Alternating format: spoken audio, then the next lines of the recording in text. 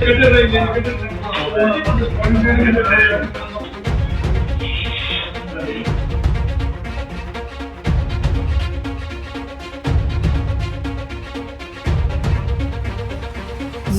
அறையில் கூட்டம் கூட்டமாக அமர்ந்து கொண்டு சூதாட்டமா? வெளியான வீடியோவால் அதிர்ந்து போன காவல்துறையினர்.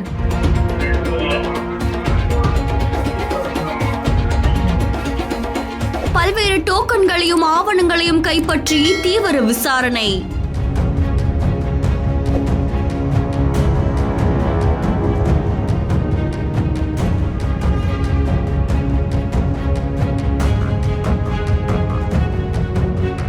திருப்பூர்ல இருக்கக்கூடிய மணமகள் மன்றம் அப்படின்ற இடத்துல கூட்டம் கூட்டமா அமர்ந்துகிட்டு பல பேரு சூதாட்டம் ஆடுறதா அது தொடர்பான வீடியோ வெளியாகி அதிர்ச்சியை ஏற்படுத்தி இருக்கு.